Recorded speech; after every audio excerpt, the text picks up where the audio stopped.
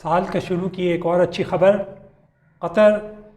اور سعودی عربیہ کے درمیان دوبارہ تعلقات جو ہیں وہ بحال ہو رہے ہیں، اور آج قطر کے امیر تمیم بن حماد بن ثانی جو ہیں وہ خلیج کونسل کی 41ویں اجلاس میں شرکت کے لیے سعودی عرب پہنچ چکے ہیں اور اجلاس میں شرکت کر رہے ہیں۔ یہ بڑی خبر اس لیے ہے کہ گزشتہ 3 سال سے خلیج تعاون کے ممالک اور قطر کے درمیان زبردست تلخی تھی۔ خلیج تعاون کونسل سے اسے نکال دیا گیا تھا، اور قطر جو تھا وہ ایک طرح سے عرب ممالک میں بالکل تنہا رہ گیا تھا۔ لیکن یہ خبر اب بہت اچھی ہے کہ اس سے قبل یہ خبر بھی آئی تھی کہ سعودی عرب اور قطر دونوں نے اپنی فضائی، بحری اور زمینی راستوں کو ایک دوسرے کے لیے کھول دیا ہے۔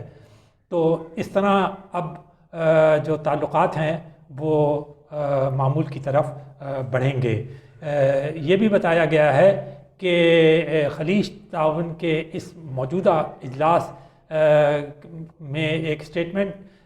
پر بھی دستخط کیے جائیں گے، جس میں اس کی ممبرشپ اور تعلقات کی بحالی کا بھی اعلان کیا جائے گا۔ ان تعلقات کو بحال کرنے میں کویت نے اور امریکہ نے بڑے بنیادی کردار ادا کیے، اسی لیے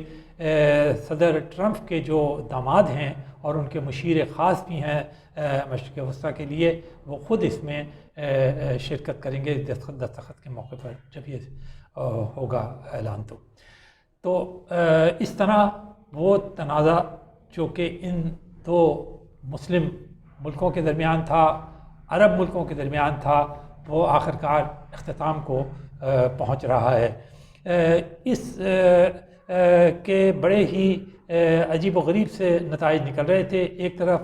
قطر جو تھا وہ ان ممالک کی جانب جا رہا تھا، مسلم ممالک ہی تھے، ایران اور ترکی کی طرف زیادہ جا رہا تھا، جو کہ نظریاتی طور پر سعودی عربیہ کے مخالف ہیں، اور دوسرے یہ کہ تلخی کی وجہ سے بہت سارے جو کہ معمول کے تعلقات تھے ان کے اندر بڑی شدید قسم کی رکاوٹ ہو رہی تھی۔ پھر عرب ترقی جو تھی اس کے اندر بھی، کیونکہ کویت قطر جو ہے وہ چھوٹا سا ملک تو ہے لیکن وہ بہت امیر ملکوں میں شمار ہوتا ہے دنیا کے، اور اس کی معیشت جو ہے وہ بہت مضبوط ہے۔ تو اس طرح دوبارہ اس کا خلیج تعاون کونسل میں جانا، دوبارہ سعودی عربیہ سے تعلقات قائم ہونا، دوبارہ خلیج ممالک سے تعلق قائم ہونا ایک بہت اچھی خبر ہے۔ اور آج جو اجلاس ہو رہا ہے وہ سعودی عرب میں ہو رہا ہے، اور یہ قطر کے امیر جو ہیں تمیم بن حماد، یہ سعودی عرب کے شاہ سلمان کی دعوت پر اس اجلاس میں شریک ہو رہے ہیں۔ اس کا اعلان جو ہے خود قطر کے وزیر خارجہ نے کیا تھا۔ اس کے فوری اور دور رس نتائج نکلیں گے۔ وجہ یہ ہے کہ قطر اور سعودی عرب میں سوائے اس کے کہ کچھ الزامات خلیج تعاون کونسل کے ممالک نے اس پر لگائے تھے کے علاوہ کوئی خاص ڈفرینسز نہیں ہیں۔ تقریباً ان کا انداز سیاست، ان کی جو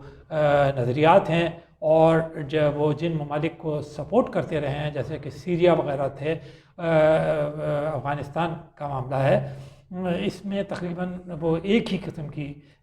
رائے رکھتے ہیں، بلکہ عالمی امور پر بھی زیادہ تر معاملات کے اندر وہ ایک ہی قسم کی رائے رکھتے رہے ہیں۔ 2017 سے پہلے اس دوران بھی کوئی بڑی تبدیلی دونوں کی خارجہ پالیسی میں نہیں آئی، سوائے اس کے کہ بہت سارے عرب ممالک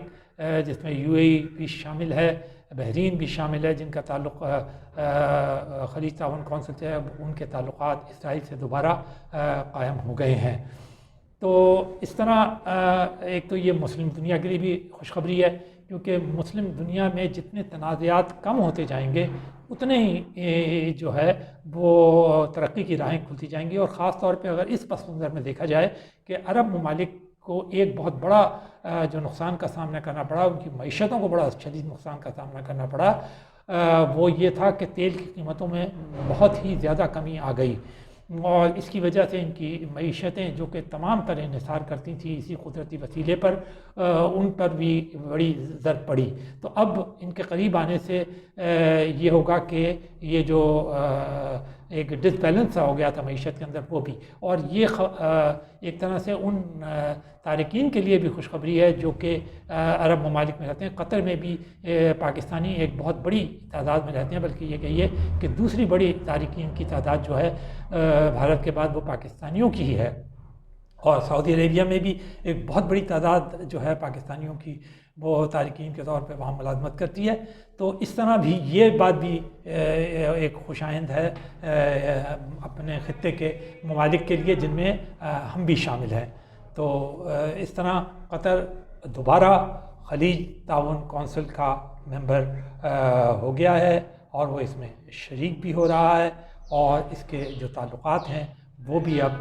باقی عرب ممالک سے بہتر ہو جائیں گے۔